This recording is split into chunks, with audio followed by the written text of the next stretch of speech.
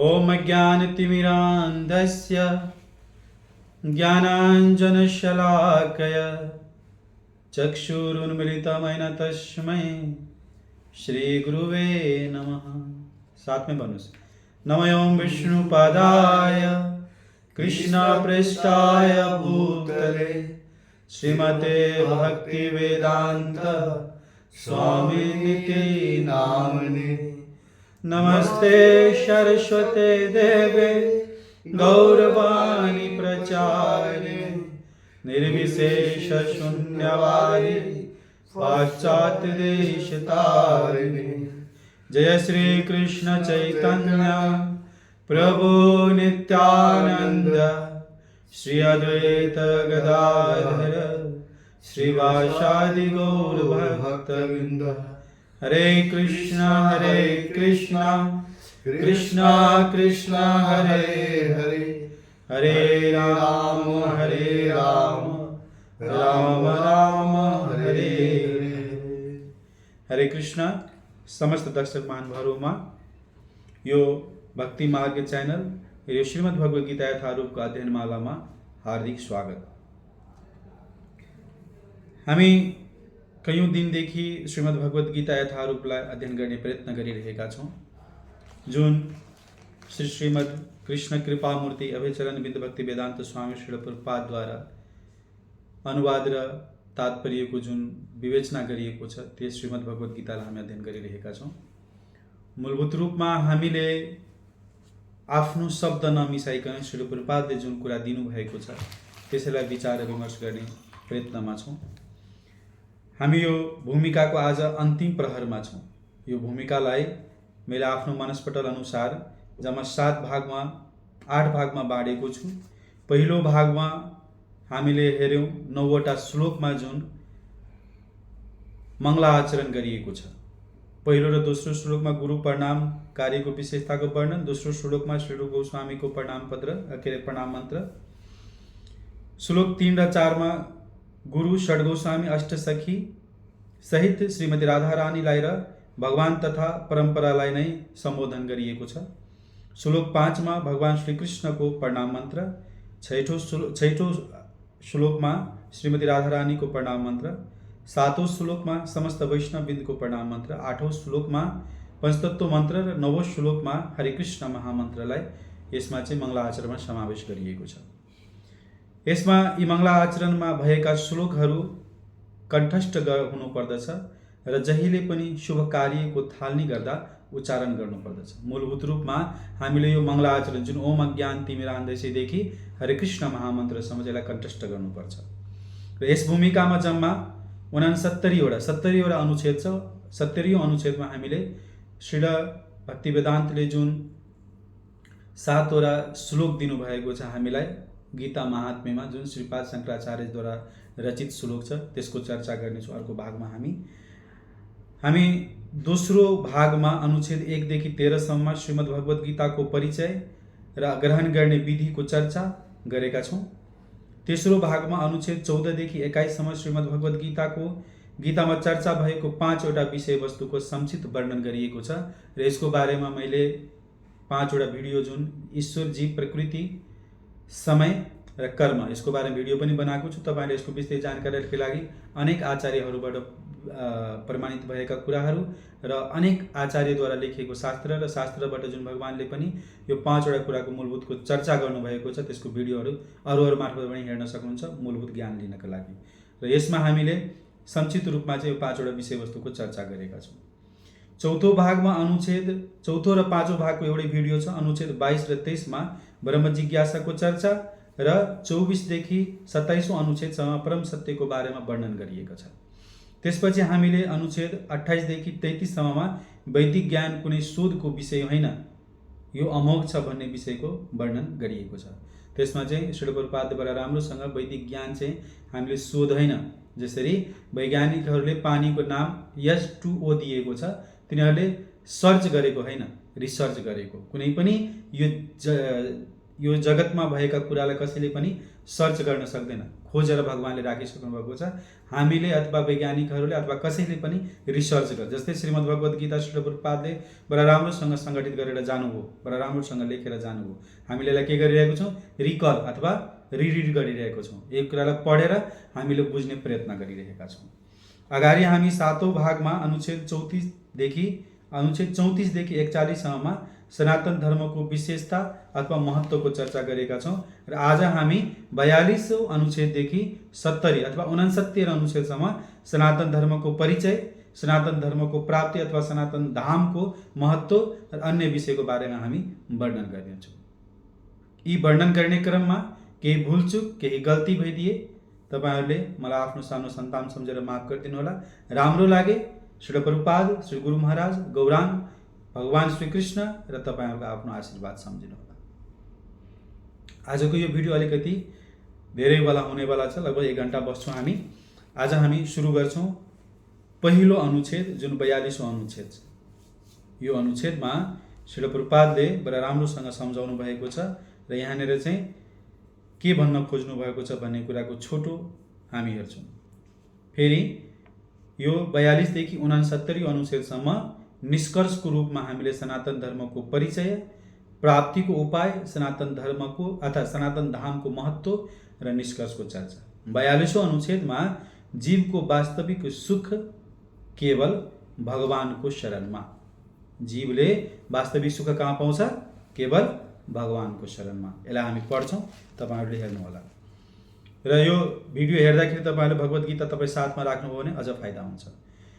भगवत गीतामा विभिन्न देवताहरूको पूजा र सेवा गर्ने कार्यलाई अनुमोदन गरिएको छैन।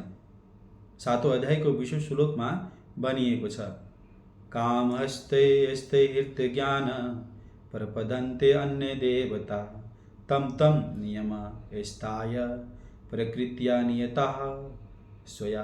अर्थात् जसको बुद्धि भौतिक इच्छाद्वारा हरण भएको छ तिनीहरू नै देवताहरूको शरणमा जान्छन् र आफ्नै प्रकृति अनुसार पूजाका विभिन्न विधि विधानहरूको अनुसरण गर्न थाल्दछ।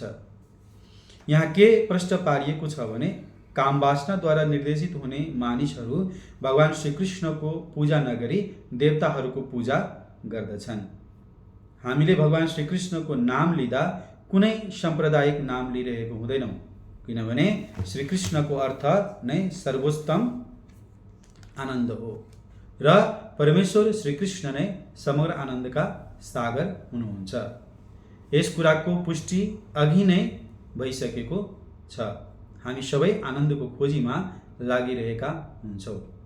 आनन्दो भयो अभ्यासात्, अर्थात् वेदान्त सूत्र 1:1:12 को यो सूत्र हो। जीव पनि भगवान जस्तै चेतनाले पूर्ण भएका हुनाले ऊ सुखको खोजीमा लागिरहेको हुन्छ। भगवान नित्य सुखी हुनुहुन्छ। भगवानको सङ्गतिमा रहेर उहाँकै सेवामा संलग्न रहेमा जीवहरू पनि सुखी हुन सक्नेछ। यो श्री प्रभुपादले यसमा मूलभूत रूपमा बताउनु भएको कुराबाट मैले केही कुरा टिपेको छु। भगवानले के भन्दै, श्री प्रभुपादले के भन्दै हुनुहुन्छ? श्रीमद् भगवत गीता केवल पूजाको लागि अनुमति दिन्छ। कसको? श्रीमद् भगवत गीता केवल भगवानको पूजाको लागि मात्र अनुमति दिन्छ, हैन? जसरी देवी देवताहरू भनेको भगवानको शाखा र उपशाखाहरू हुन्, उनीहरूलाई हामीले अलग तरिकाले पूजा गर्न जरुरी छैन। जस्तै कुनै वृक्षलाई सिंचन गर्नु छ भने जरालाई पानी दिनुपर्छ, जरामा पानी दिएपछि सम्पूर्ण वृक्षको सिंचन हुन्छ। अर्को कुरो श्री प्रभुपादले भन्नुहुन्छ, अरूलाई पूजा गर्ने व्यक्तिको स्थितिको बारेमा श्रीमद् भगवत गीताको 7औं अध्यायको 20औं श्लोकमा अरूलाई पूजा गर्ने के हुन्छ त? हाम्रो केही चाहना हुन्छ, त्यो चाहनालाई पूरा गर्नको लागि हामीले देवी देवताको पूजा र अरूको पूजा गर्छौँ। तर पनि भगवानले भन्नुहुन्छ, तिमी सबै थोकको चाहना गर्नु छ र जे तिमीलाई चाहिन्छ तिमी मेरो शरणमा पूरा गर्छु भन्नुहुन्छ। सोही कारणले देवी देवताको शरणमा नगएर हामी भगवानको शरणागति हुने प्रयत्न गर्नुपर्छ भन्ने उद्देश्यले श्री प्रभुपादले यो भन्नुभयो। भगवान समस्त आनन्दको सागर हुनुहुन्छ, हैन? त्यसको उदाहरणको लागि चाहिँ वेदान्त सूत्रको 1:1:12 को आनन्द भयो भयासाथ, अर्थात् अध्याय 6:20 को 20 देखि जुन 23 को तात्पर्य छ दोस्रो अनुच्छेदमा यसको अन्तिममा यसको चर्चा गरिएको छ। हामी त्यसलाई हेर्छौँ। 6 अध्यायको 20औं अध्यायदेखि 20औं श्लोकदेखि 23औं श्लोकको तात्पर्य। हरे कृष्ण कृष्ण कृष्ण हरे हरे, हरे राम राम राम हरे हरे। के भनिएको छ यहाँ?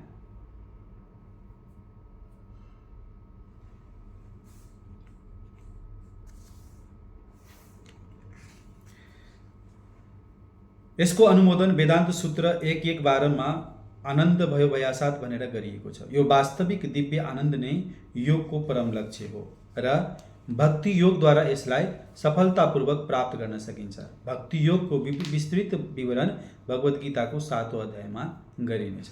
यो कुरोको चर्चा श्री प्रभुपादले त्यहाँ लेख्नुभयो। मूलभूत रूपमा के हो भने भगवान भने के भन्नुहुन्छ? हर चिजको र हर जीवको मूल अंश हुनुहुन्छ। उहाँबाट हर चिज अगाडि बढ्छ। यो कुरोको चर्चा र मूलभूत रूपमा जीवको वास्तविक सुख केवल भगवानको शरणमा हुन्छ भन्ने अभिप्रायले यो अनुच्छेद भनिएको छ। अगाडिको 43औं अनुच्छेदमा देवताको पूजाको बन्देज गरिएको छ।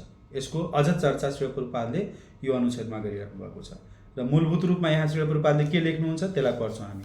भगवान आफ्ना आनन्दमय वृन्दावन लीलाहरू प्रदर्शन गर्नकै लागि यो मृत्यु संसारमा अवतार लिने गर्नुहुन्छ। वृन्दावनमा रहँदा आफ्ना गोप मित्रहरू, गोपिका सखीहरू, गाईहरू तथा वृन्दावनका अन्य निवासीहरूका माझमा श्रीकृष्णका लीलाहरू आनन्दले भरिपूर्ण रहेको थियो। वृन्दावनका सारा नरनारीहरू कृष्ण बाहेकहरू कसैलाई पनि जान्दैनथे। कृष्ण स्वयं भगवान हुनुहुन्थ्यो। त्यसैले उहाँले आफ्ना पिता नन्द महाराजलाई इन्द्रदेवको पूजा गर्नबाट निरुत्साहित पार्नुभयो। यहाँ उहाँ कुनै पनि देवताको पूजा गर्ने आवश्यकता छैन भन्ने परम्परा स्थापित गर्न चाहनुहुन्थ्यो। मानिसहरूले एकमात्र परमेश्वरको पूजा गर्नुपर्दछ, किनभने मानिसले परम लक्ष्य त भगवत धाममै फर्कनु हो। मानिसहरूको के हो त? लक्ष्य परम धाममा फर्किनु हो। बडा राम्रोसँग श्री प्रभुपादले यहाँ सम्झाउनु भएको छ। के भन्नुभएको छ? भगवान आफ्नो लीलाद्वारा जीवहरूलाई उद्धार गर्नुहुन्छ। के भन्नुहुन्छ? जन्म कर्म च मेव दिव्यम एवं यो वेति तत्त्वतः त्यक्त्वा देहं पुनर्जन्म नैति मामेति अर्जुन। श्रीमद् भगवत गीता 4औं अध्यायको 9औं श्लोकमा भन्नुहुन्छ, भगवानको जसले जन्म र कर्मको दिव्यताको बारेमा जान्दछ त्यो व्यक्ति यो धाराधाममा फेरि फर्केर आउनु पर्दैन। कहाँ जान्छ त? ऊ भगवत धाम जान्छ। यो कुरोको चर्चा चाहिँ यहाँनिर गरिराख्नु भएको छ। त्यसपछि वृन्दावन लीलाको दर्शनको चर्चा चाहिँ यहाँ गर्छु। वृन्दावनमा कोसँग भगवानले लीला गर्नुहुन्थ्यो त? उहाँले के गर्नुहुन्थ्यो? आफ्ना गोप सखाहरूसँग, गोपिकाहरूसँग, गाईहरूसँग उहाँले रमाइलो गर्नुहुन्थ्यो, सखाहरूसँग रमाइलो गर्नुहुन्थ्यो। त्यसपछि इन्द्र पूजा छोडेर गोवर्धन पूजाको स्थापना गर्नुभयो भगवानले।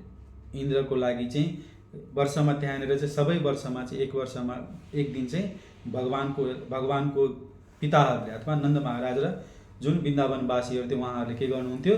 इन्द्रको पूजाको लागि चाहिँ सामग्रीहरू तयारी गर्नुहुन्थ्यो। जब भगवान श्रीकृष्ण त्यहाँ उपस्थित हुनुहुन्थ्यो त्यो समयमा यो कसको लागि तयार गरिएको हो भन्ने कुरा सोध्नुभयो नन्द बाबालाई।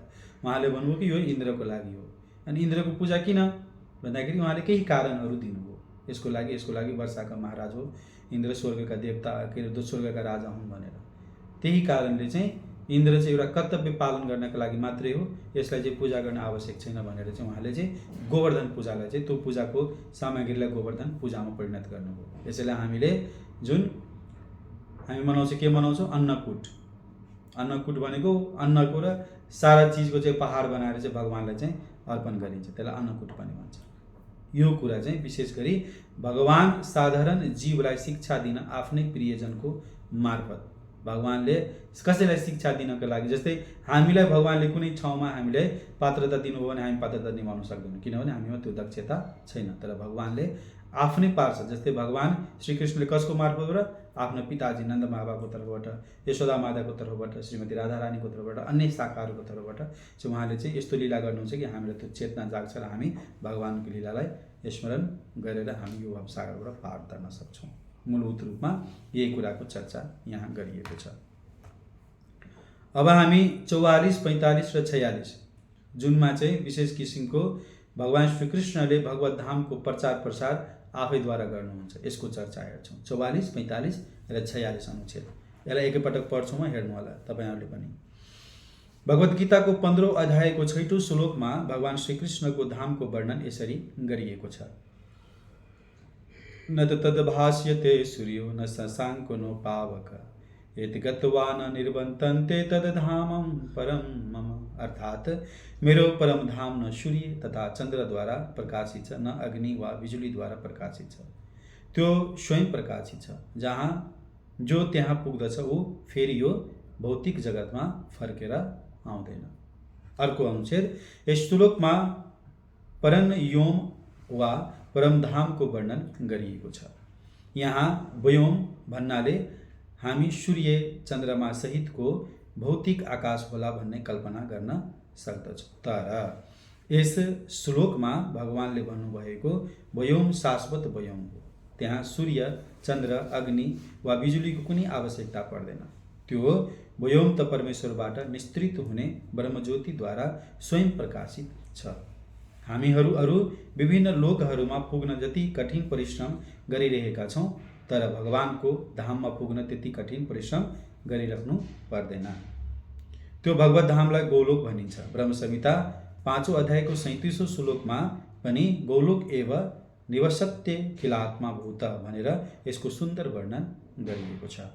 अर्थात् भगवान आफ्नो गोलोक धाममा नित्य निवास गर्नुहुन्छ। यसै संसारमा रहेर गरिने साधनाबाट पनि भगवान समक्ष पुग्न सकिन्छ। यही उद्देश्यले भगवान पनि आफ्नो वास्तविक सच्चिदानन्दमय स्वरूपमा यस संसारमा प्रकट भइदिने गर्नुहुन्छ। उहाँले यसरी आफूलाई प्रकट गराएको देखिसकेपछि उहाँको रूप कस्तो होला भनेर हामीले फेरि कल्पना गरिराख्नु पर्दैन। यस्तै कल्पनालाई निरुत्साहित पार्नका लागि भगवानले स्वयं अवतार लिएर आफ्नो श्याम सुन्दर स्वरूपको प्रदर्शन गर्नुहुन्छ। तर दुर्भाग्यवश अज्ञानीहरू भने भगवानलाई उहाँ पनि हामी जस्तै मानिस भएर जन्मने अनि हामीसँगै खेल्ने दौड्ने मनुष्य हुन् भनेर उपहास गर्दछन्। यसरी भगवान पनि हामी जस्तै हुन् भन्ने धारणा राख्नु हुँदैन। उहाँ आफै शक्तिमान हुनुभएकोले आफ्नो वास्तविक स्वरूपमा हाम्रो अगाडि प्रकट भएर आफ्ना लीलाहरू प्रदर्शन गर्नुहुन्छ। ती लीलाहरू उहाँको आफ्नै धाममा हुने लीलाहरूकै प्रतिरूप जस्ता छन्। अगाडि फेरि श्री प्रभुपादले भन्नुहुन्छ, आध्यात्मिक आकाशका तेजस्वी किरणहरू अर्थात् ब्रह्मज्योतिमा असंख्य लोकहरू तैरिरहेका छन्। ब्रह्मज्योति कृष्ण लोक वा परमधामबाट उत्पन्न हुन्छ। भौतिकताभन्दा भिन्न आनन्दमय र चिन्मय लोक वैकुण्ठ लोकहरू तिनै किरणहरूमा लहराइरहेका छन्। भगवान भन्नुहुन्छ, न तद्भास्यते सूर्यो न शशाङ्को न पावक यत् गत्वा न निर्वन्तन्ते तद्धाम परम मम। यो 15 अध्यायको 6औं श्लोक श्रीमद् भगवत गीताको।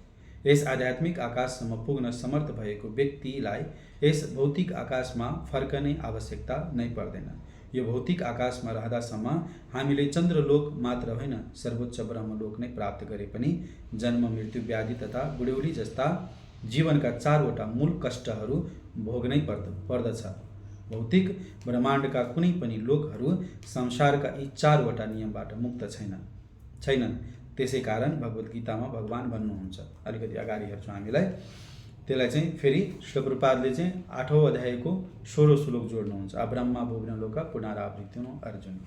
यसमा चाहिँ मूलभूत रूपमा भगवानले के गर्नुभएको छ त भगवत धामको प्रचार प्रसार स्वयं आफैद्वारा अथवा भगवानद्वारा नै भगवत धामको प्रचार प्रसार गरिएको छ। 45औं अनुच्छेदमा श्री प्रभुपादले भगवत धामको परिचय फेरि श्रीमद् भगवत गीताको 15 अध्यायको 6औं श्लोक जोड्नु भएको छ। 46औं अनुच्छेदमा यस संसारको लीला भगवानको गोलोक वृन्दावनमा गर्नुभएको जस्तै छ। भगवानले जुन लीला वहाँ गर्नुहुन्छ त्यो लीला नै यहाँ पनि उहाँले दोहोऱ्याउनुहुन्छ। त्यही लीला, फरक केही पनि छैन भगवानमा र भगवानको लीला। फेरि त्यसै अनुच्छेदमा श्री प्रभुपादले फेरि श्रीमद् भगवत गीताको 15 अध्यायको 6 श्लोकको विस्तार त्यसको विषयमा वर्णन गर्नुभएको छ। भगवत धाम जान साधारण मेहनतद्वारा भगवत धाम जानले ठुलो मेहनत गर्नु पर्दैन। के गर्नुपर्छ? हरे कृष्ण कृष्ण कृष्ण हरे हरे, हरे राम राम राम हरे हरे। केवल यो महामन्त्रलाई तपाईले नियमितताका साथ जप्नु भने साधन तरिकाले भगवत धाम जान सक्छौँ। यो कुरा त्यहाँ श्री प्रभुपादले हुन्छ। फेरि ब्रह्म संहिताको 5औं अध्यायको 37औं श्लोकमा जुन गोलोकको वर्णन गरिएको छ त्यसको चर्चा श्री प्रभुपादले त्यहाँ जोड्नुहुन्छ। अर्को कुरा, मूर्ख तथा अल्पज्ञानीहरूको बुझाइ के छ भने यो भगवानको अवतारको सम्बन्धीको बारेमा श्रीमद् भगवद गीताको 9 अध्यायको 11औं श्लोकमा भगवानले भन्नुहुन्छ कि तिनीहरूले मलाई चाहिँ यो मानव रूपमा आएको देखेर चाहिँ उनीहरू के हुन्छ त? भ्रमित हुन्छ र उनीहरूले मलाई पनि साधारण मानुष्य जस्तै सम्झिन थाल्दछ। अगाडि फेरि हामीले हेर्छौँ, अगाडि श्री प्रभुपादले फेरि 46औं अनुच्छेदमा बडा राम्रोसँग अर्को कुरो के भन्नुभएको छ भने जन्म मृत्यु जरा व्याधिको उपचार के हो त? हरे नाम हरे नामैव कैवलम कलोव नास्तैव नास्तैव नास्तैव गतिरन्यथा। यो भन्दा अर्को उपाय छैन। केवल हरे कृष्ण महामन्त्रलाई र यो कलियुग भने के हो? कलियुग नाम आधारा सुमरी सुमरी नर उतरहु पारा। यसको चर्चा। पुनः आध्यात्मिक आकाशको परिचय त्यहाँ दिनुभएको छ। भगवत धामभन्दा अरू जहाँ गए पनि हामी जन्म मृत्युको चक्करमा लाग्छौँ। उदाहरणको लागि श्री प्रभुपादले 8औं अध्यायको 16औं श्लोकको चर्चा त्यहाँ गर्नुभएको छ। आ ब्रह्मा भुवन लोका पुनरावृत्ति न अर्जुन मामुपेत्य तु कौन्तेय पुनर्जन्म न विद्यते। जो भगवानलाई प्राप्त गर्दछ उसले के गर्छ त? कहिले यो धाराधाममा फर्केर आउन पर्दैन। अगाडिको अनुच्छेद हामी हेर्छौँ 47औं अनुच्छेदमा श्री प्रभुपादले फेरि यो कुरालाई जोड दिएर भन्नुहुन्छ सम्बन्धित लोकको अधिष्ठा देवताको पूजा गरेर प्राप्त गर्दछ। सम्बन्धित जस्तै हामीले कुन लोक जानु छ त्यो लोक अनुसारको त्यो देवताको पूजा गर्नुपर्छ। त्यसको चर्चा यहाँ श्री प्रभुपादले गर्छ। के भन्छ श्री प्रभुपाद? हामी त्यसलाई हेर्छौँ। सबै जीवहरू एउटा लोकबाट अर्को लोकमा विचरण गर्दछ। यो प्रक्रिया आफूलाई जहाँ जान मन लाग्यो त्यही जान सकिने यान्त्रिक व्यवस्थामा आधारित छैन। यहाँ हरेक लोकमा जानका लागि विशेष आध्यात्मिक विधि विधानको व्यवस्था गरिएको छ। श्री कृष्ण भन्नुहुन्छ यान्ति देववर्ता देवान पितृन यान्ति पितृवर्ता। हामीलाई एउटा लोकबाट अर्को लोकमा जानका लागि कुनै यान्त्रिक व्यवस्थाको आवश्यकता पर्दैन। भगवत गीताको निर्देश छ यान्ति देववर्ता देवान। अरू श्री प्रभुपाद हुन्छ चन्द्र सूर्य तथा यस्तै अरू उच्चतर लोकहरूलाई स्वर्गलोक भनिएको छ। लोकहरू पनि 3 तहका छन्, उच्च, मध्यम र निम्न। पृथ्वी मध्य लोकमा पर्दछ। अतः भगवत गीताले यान्ति देववर्ता देवान भन्ने सूत्रको आधारमा सजिलैसँग देवलोक जस्तो उच्च लोकमा पुग्न सकिने कुराको सङ्केत गरेका छन्। ती लोकहरूमा पुग्न मानिसले सम्बन्धित लोकाधिष्ठा देवताको पूजा गर्नुपर्दछन्। यसरी मानिस चन्द्रलोक, सूर्यलोक या अरू कुनै उच्चतर लोकमा पुग्न सक्दछ। हरे कृष्ण। यो अनुच्छेदमा श्री प्रभुपादले कुन लोकमा जानु छ त्यो कुराको चर्चा गर्नुहुन्छ। यो श्रीमद् भगवद गीताको 9 अध्यायको 25औं श्लोक तपाईहरुले पढ्नुभयो। त्यहाँ भन्नुभएको छ यान्ति देववर्ता देवान पितृन यान्ति पितृवर्ता यान्ति भूत्यानि यान्ति आज मध्याजिनोपि माम। त्यहाँ तपाईले जसको पूजा गर्नुहुन्छ, जसको आराधना गर्नुहुन्छ त्यो प्रकारको तपाईले लोक पाउनु। तर भगवानको पूजा गर्नुभयो तपाईँ भगवानको लोक अथवा भगवानको धाम जान सक्नुहुन्छ। यो कुरोको चर्चा त्यहाँ गर्नुभएको छ भगवानले। यहाँ के भनिएको छ? श्रीमद् भगवद गीता 9:25 द्वारा अथवा अध्याय 9:25 द्वारा पुष्टि गरिएको छ। अनेक ग्रह अथवा लोकको यात्राको प्रक्रियाको चर्चा गर्नुभयो। अनेक लोकमा जानु छ भने अनेक देवी देवताको चर्चा हामीले गर्नुपर्छ। लोकहरूको 3 तह, उच्च, मध्यम र निम्न।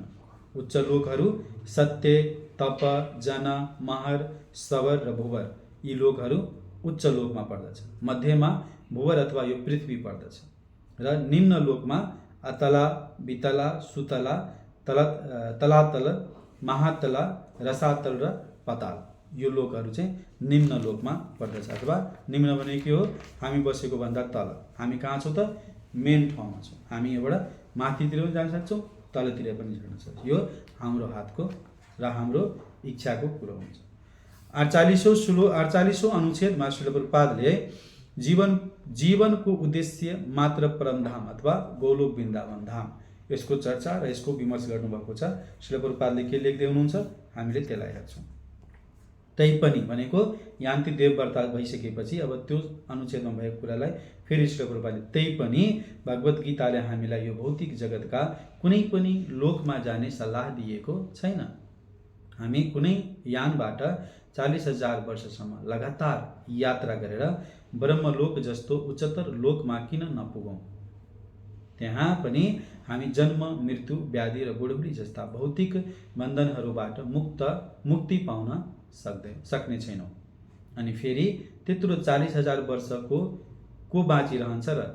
तर परमलोक वा कृष्णलोक या आध्यात्मिक आकाशका कुनै पनि लोकमा पुगेपछि मानिसले भौतिक लोकमा हुने जन्म मृत्यु जरा व्याधि जस्ता असुविधाहरू भोग्नु पर्दैन।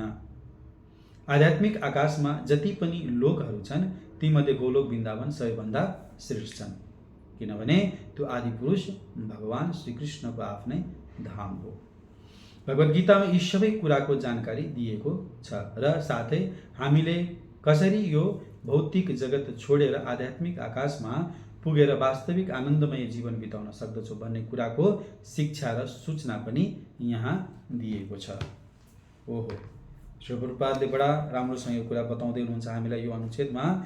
विशेष गरी श्रीमद् भगवत गीताको सल्लाह सर्वोपरि श्रीमद् भगवत गीताको सल्लाह के हो? यद करोसि यदस्नासि यजुहोसि ददासि यत् तपस्यसि कौन्तेय तत्कुरु समतर्पणम्। अर्थात राजविद्या राजगुह्यं पवित्रमिमम् उत्तमं प्रत्यक्षवागमं धर्मयं सुसुखं कर्तुम् अभयम्। अर्को सर्वधर्मान् परित्याज्य मामेकं शरणं व्रज अहम त्वां सर्वपापभयो मोक्षयिष्यामि मा शुच।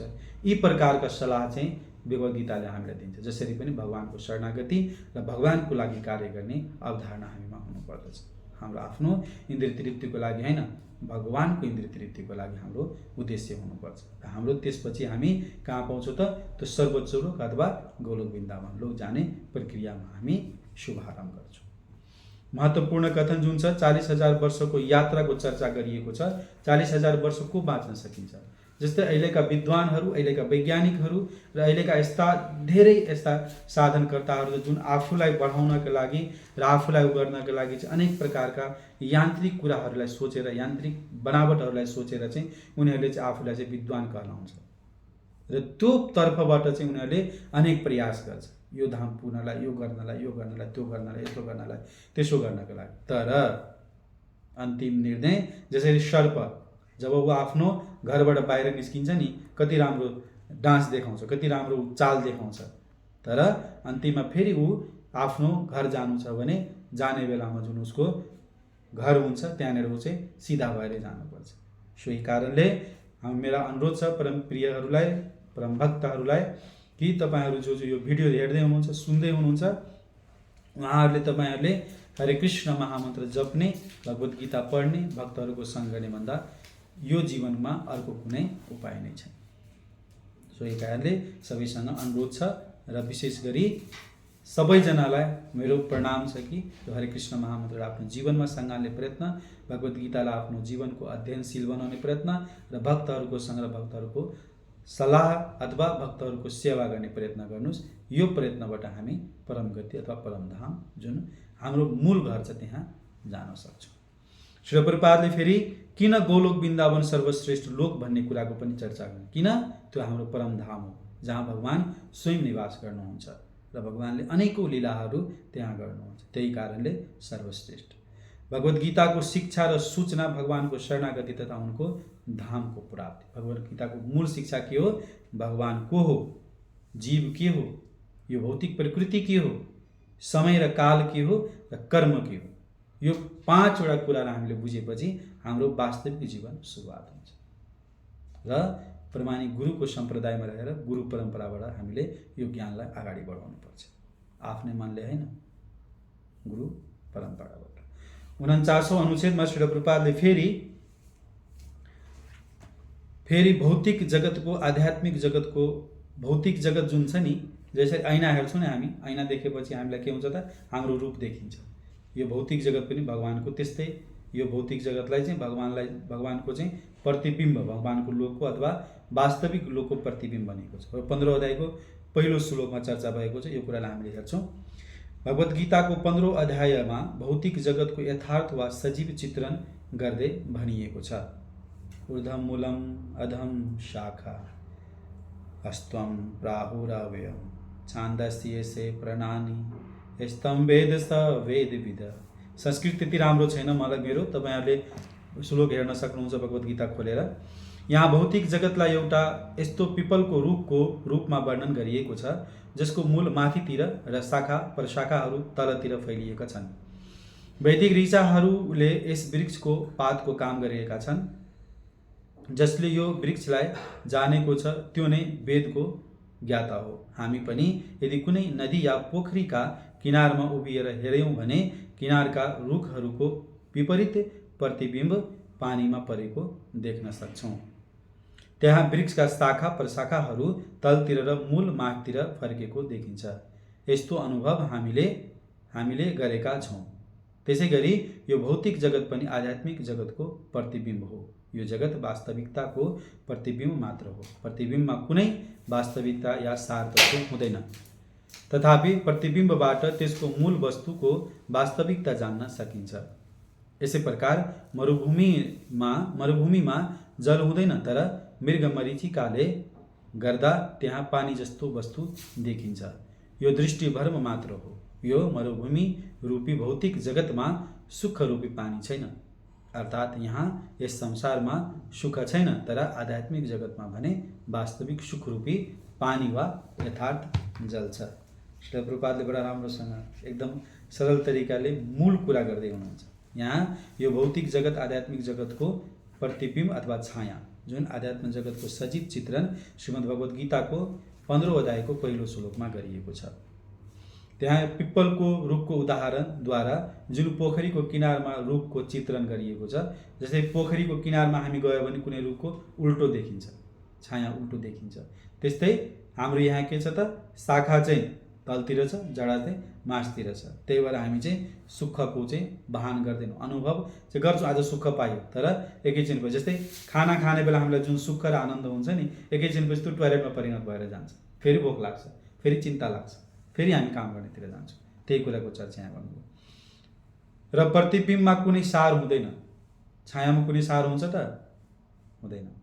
फेरि मरुभूमिमा देखिने पानी जस्तै यो संसार रूपी सुख।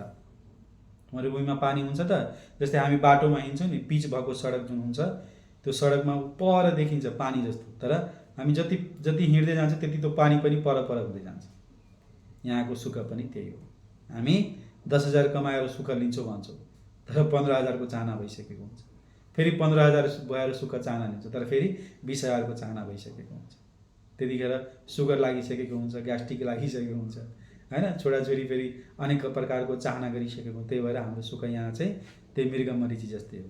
पानी त्यो पिचमा देखिएको पानी अथवा मरुभूमिमा देखिएको पानी जस्तै।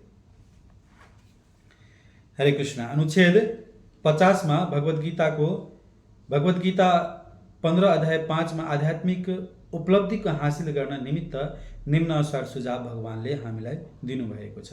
त्यहाँ के भन्नुहुन्छ? निर्वाण मोह जित संग दोष आध्यात्म नित्य विनिवृत्त काम द्वन्द्व विमुक्ता सुख दुःख संगे गर्छयन्ते मूढ़ा पदम अव्ययम तथा। अर्थात त्यो अव्यय पद अर्थात सनातन राज्य वा परमधाममा त्यही व्यक्ति पुग्न सक्दछन् जो निर्वाण मोहमा अभ्यस्त भएको छ। यसको अर्थ के हो? हामीहरू उपाधिहरूका पछि लागिरहेका छौँ। कोही श्रीमान हुन चाहन्छ, कोही प्रभु बन्न चाहन्छन्, कोही राष्ट्रपति हुन चाहन्छ भने कोही धनवान हुन चाहन्छन्, कोही राजा हुने चाहना राख्दछन्। तर जबसम्म हामी यी उपाधिसँग टाँसिरहन्छौँ तबसम्म हामी शरीरप्रति आसक्त भइरहनेछौँ, किनभने यस्ता उपाधिहरू शरीरसँग सम्बन्धित रहेका हुन्छ। तर हामी शरीर होइनौँ। यसको अनुभूति हुनु नै आत्मसाक्षात्कारको प्रथम चरण हो। हामी प्रकृतिका 3 गुणहरूको संसर्गद्वारा बाँधिएका छौँ। भगवत भक्तिद्वारा हामी त्यसबाट मुक्त हुनुपर्दछ। यदि हामीमा भगवत भक्तिप्रति आसक्त जागेन भने प्रकृतिका गुणहरूको बन्धनबाट छुटकारा पाउन सक्दैनौँ। उपाधि र आसक्तिहरू हाम्रै कामवासना र इच्छा तथा प्रकृतिमाथि प्रभुत्व जमाउने चाहनाका उपजहरू हुन्।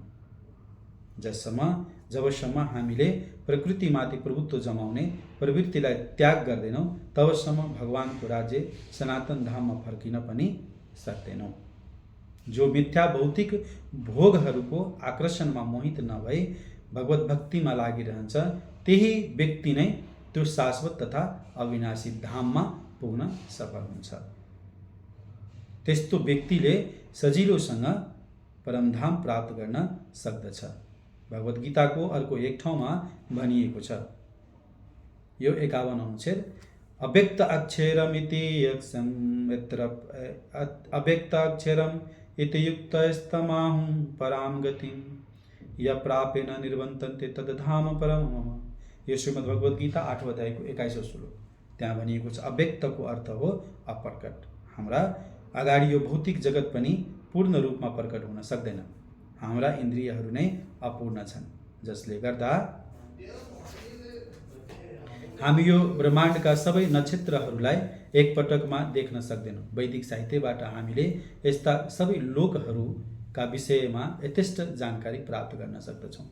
तिनीहरूमाथि विश्वास गर्नु या नगर्नु हाम्रो इच्छा हो। भगवत गीता, श्रीमद् भगवत गीता आदि वैदिक ग्रन्थहरूमा सम्पूर्ण महत्त्वपूर्ण लोकहरूको वर्णन गरिएको छ। यो भौतिक आकाशभन्दा पर आध्यात्मिक जगत रहेको छ, जुन अव्यक्त वा अप्रकट अवस्थामा छ। मानिसले यदि कुनै कामना या लालसा राख्नु नै छ भने भगवत धाम फर्किने कामना राख्नु पर्दछ, किनभने त्यहाँ पुगेपछि फेरि यो भौतिक जगतमा फर्कनु पर्दैन। कति राम्रोसँग श्री प्रभुपादले यो 50औं र 51औं अनुच्छेदमा सम्झाउनु। 50औं अनुच्छेदमा आध्यात्मिक उपलब्धि हासिल गर्ने महत्त्वपूर्ण सुझाव दिनुहुन्छ, जहाँ चाहिँ श्रीमद् भगवत गीताको 15 अध्यायको 5औं श्लोकको शिक्षा दिनुभएको छ। निर्माण निमोह, शरीरसँग सम्बन्धित सम्पूर्ण उपाधिको त्याग अनिवार्य छ। नारद पञ्चरात्रमा र श्रीरूप गोस्वामीले भन्नुहुन्छ भक्तिरसार सिन्धुमा, सर्व उपाधि विनिर्मुक्तम तेन परत्वेन निर्मलम ऋषिकेश सेवनम भक्तिर उच्यते। भक्ति भनेको के हो?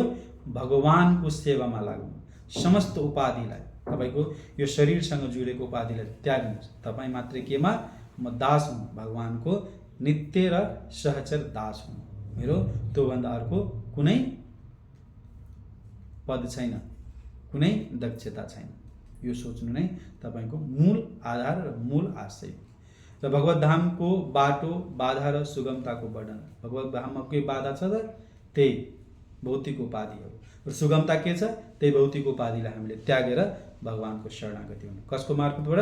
गुरु र शास्त्रको मार्फतबाट, वैष्णवको मार्फतबाट। 51औं अनुच्छेदमा मनुष्यको वास्तविक अभिलाषा भगवत धामको यात्रा। रूप गोस्वामीले भन्नुहुन्छ, अन्य अभिलाषिता शून्यम ज्ञान कर्म धनावृतम आनुकूल्यन कृष्णानुशीलनम भक्ति र उत्तम। के भक्ति उत्तम हो? कुनै पनि अभिलाषा हुनु भएन, मात्र भगवानको श्रीकृष्णको सेवा गर्न भयो, उहाँको अनुशीलन गर्नु। उहाँको अनुशीलन गरे बापत हामीले के पाउँछौँ? तद्धाम भागवत, अनि श्री गोलोक वृन्दावन धाम अथवा भगवत धाम। यो भावना चाहिँ हामीमा हुनुपर्छ। र त्यहाँ श्री प्रभुपादले भन्नुहुन्छ, परमधामको वर्णन जुन 8औं अध्यायको 21औं श्लोकमा गर्नुभयो त्यसको चर्चा गर्नुभएको छ। अर्को, अपूर्ण इन्द्रियको स्वभाव सबै अपूर्ण इन्द्रिय छ नि, हाम्रो अपूर्ण इन्द्रिय छ। हाम्रो स्वभाव के छ त? सबै थोक अपूर्ण हुन्छ।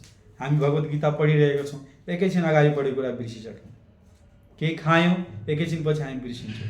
कुनै कुरा पनि हाम्रो पूर्ण छैन, सबै कुरा के छ? अपूर्ण नै छ। पैसा कमाउँछौँ, कति कमाउँछौँ? हामी आफैलाई पुगिरह आउँदैन। मोबाइल हेर्छौँ, कति हेर्छौँ? 1 घन्टा 2 घन्टा हेर्छौँ, फेरि अर्को चाहिँ त हेर्नै बिर्स्यौँ भने जस्तो हुन्छ। त्यही भएर जे गरे पनि हाम्रो अपूर्ण छ, जुनसुकै काम गरे पनि हाम्रो अपूर्ण छ, किनभने हामी छायामा बाँचिरहेका छौँ। वैदिक साहित्यको सहायताले हेर्ने हो भने सरल विधिद्वारा दर्शन गर्न सकिन्छ। भगवानको दर्शन, गुरुको सहायता र वैदिक सहायताको दर्शनबाट चाहिँ हामीले हेऱ्यौँ भने सबै थोकको दर्शन सहज हुन्छ, भौतिक संसार अथवा आध्यात्मिक संसारको पनि।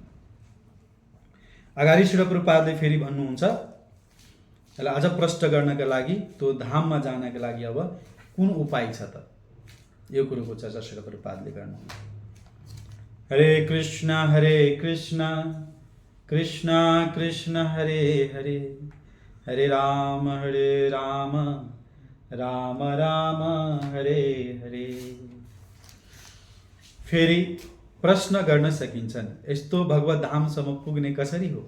यसको उत्तर भगवत गीताको 8औं अध्यायको 5औं श्लोकमा यसरी दिएको छ। के भन्नुभएको छ?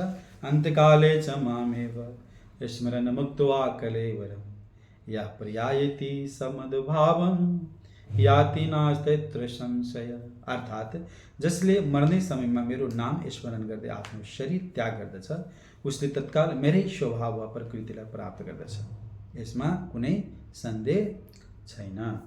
जसले मृत्युकालमा श्रीकृष्णको चिन्तन गर्दछ त्यो श्रीकृष्णमै प्राप्त हुन्छ। अतएव मानिसले कृष्णकै स्वरूपको चिन्तन गरिराख्नु पर्दछ, किनभने यसरी कृष्णको स्वरूपको चिन्तन गर्दा गर्दै शरीर त्याग गर्ने अवसर प्राप्त भयो भने निश्चित रूपले भगवत धाम पुग्न सकिन्छ। मद्भावम भन्ने शब्द नै परम पुरुषकी परम प्रकृतिको बोधक हो। परम पुरुष सच्चिदानन्द विग्रह हुनुहुन्छ, उहाँको स्वरूप शाश्वत ज्ञान तथा आनन्दले परिपूर्ण छ। हाम्रो वर्तमान शरीर सच्चिदानन्दमय छैन, यो सत्य पनि होइन र यो असत हो। यो शाश्वत होइन, नाशवान छ। हाम्रो यो चित्त ज्ञानले पूर्ण छैन, अज्ञानद्वारा आवृत छ। हामीलाई न भगवत धामको पूर्ण ज्ञान छ, न यो भौतिक जगतको। यही पनि हामी अनभिज्ञ रहेका कैयौं वस्तुहरू छन्। यो शरीर पनि निरानन्दमय छ। यो आनन्दले भरिपूर्ण हुनुको विपरीत दुःखले भरिएको छ।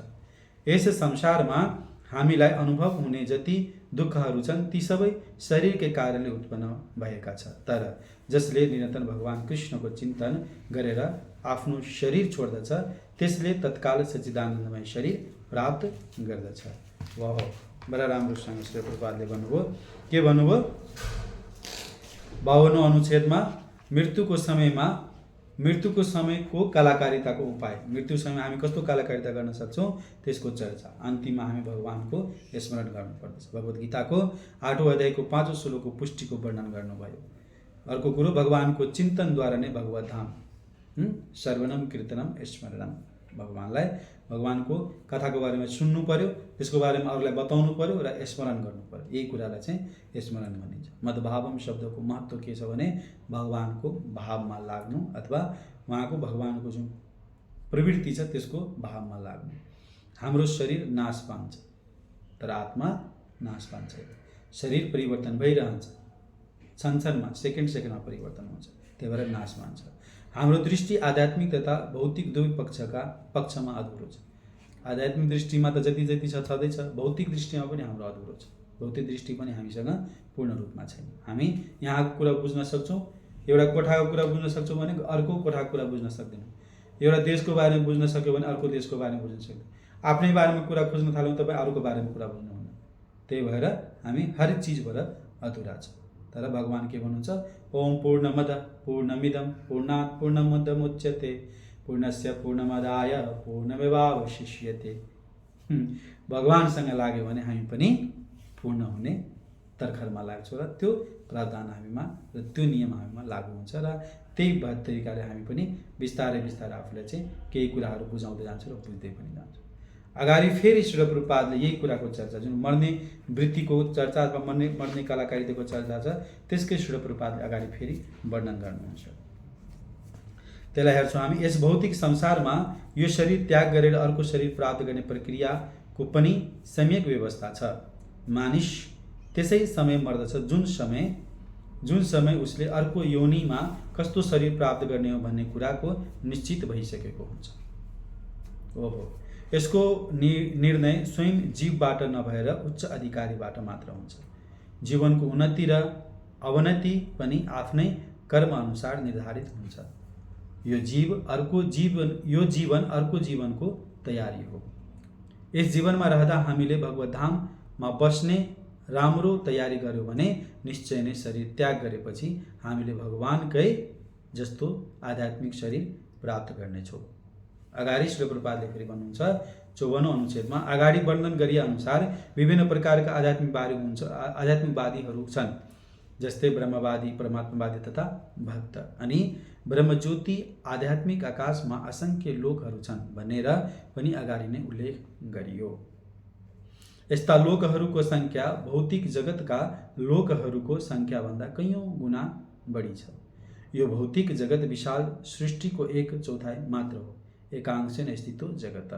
यो भौतिक खण्डमा लाखौं करोडौं ब्रह्माण्डहरू छन्, जसमा अरबौं सूर्य, तारा अनि चन्द्रमाहरू छन्। तथापि यो समग्र भौतिक सृष्टि अपूर्ण सृष्टिको एक अंश मात्र हो। अधिकांश सृष्टिहरू आध्यात्मिक आकाशमा नै विद्यमान छन्। जुन व्यक्ति परब्रह्ममा एकाकार वा लीन हुन चाहन्छ, उसलाई तत्काल परमेश्वरको ब्रह्मज्योतिमा प्रवेश दिइन्छ र यसरी उसले आध्यात्मिक आकाशमा स्थान पाउँछ। भगवानको सान्निध्य प्राप्त गर्न चाहने भक्त त्यही वैकुण्ठ लोकमा प्रवेश गर्दछ। त्यस्ता लोकहरू असंख्य छन्। त्यहाँ भगवान चतुर्भुज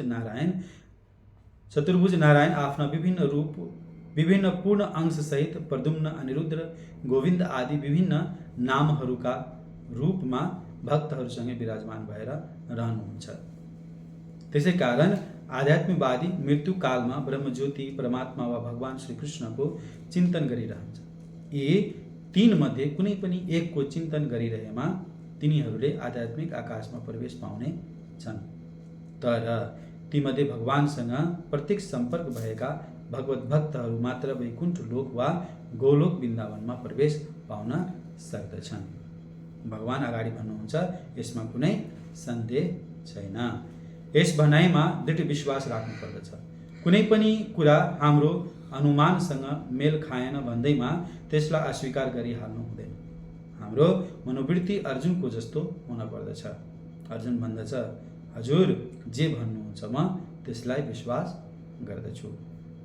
त्यसै कारण मृत्युको समयमा जसले ब्रह्म, परमात्मा या भगवानका रूपमा उहाँको चिन्तन गर्दछ, त्यसले निश्चित रूपमा आध्यात्मिक आकाशमा प्रवेश गर्दछ भनेर भगवानले भन्नुभएको वाणीमा कुनै सन्देह रहँदैन।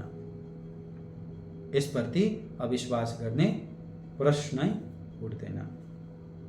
फेरि श्री प्रभुपाद यहाँनिर प्रश्न पार्नुहुन्छ, जुन भगवानको वचन छ, हामीले सबै कुरामा विश्वास गर्नुपर्छ। 53औं अनुच्छेदमा यो जीवन अर्को जीवनको तयारीको साधन हो भनेर भन्नुभयो र त्यहाँनिर मानिसको शरीर त्याग गर्ने निर्णय उच्च अधिकारीको हातमा हुन्छ, हाम्रो हातमा हुँदैन। यो कुरोको चर्चा गर्नुभयो। अर्को शरीर तयारी भएपछि मात्र मृत्यु हुन्छ। हाम्रो अर्को शरीर अथवा अर्को योनि जबसम्म तयारी हुँदैन तबसम्म हामी यो शरीर त्याग्न पाउँदैनौँ। आजको शुद्ध जीवन भोलिको शुद्ध भविष्य, यसको चर्चा श्री प्रभुपादले गर्नुभयो। 54औं अनुच्छेदमा भौतिक जगत विशाल तर नियन्त्रक एक मात्र। नियन्त्रक को हुनुहुन्छ? अहम सर्वस्य प्रभवो मत सर्वम प्रवर्तते। भगवानले भन्नुहुन्छ, आध्यात्मिक तथा भौतिक जगतको सृष्टिकर्ता म। जसले सृष्टि गर्छ उसको नियन्त्रण कसको हुन्छ त? उहाँको नियन्त्रण हुन्छ। भगवानले नियन्त्रण गर्नुहुन्छ। अनि यो भौतिक जगत 1/4 मात्र। उदाहरणको लागि 10 अध्यायको 42औं श्लोकको एउटा अंश त्यहाँ श्री प्रभुपादले देख्नुहुन्छ। एकांश स्थितो जगत, एउटा अंश मात्र। यो भौतिक जगत के हो त? 1/4 मात्र। अनि परब्रह्ममा लीन हुने व्यक्तिको स्थितिको चर्चा त्यहाँ हुन्छ। परब्रह्ममा लीन हुने स्थिति के छ त? उहाँ चाहिँ आफ्नो लयलाई बिलाउन चाहन्छ र ऊ चाहिँ भगवानको अङ्गकान्तिमा लय हुन चाहन्छ, विलय हुन चाहन्छ।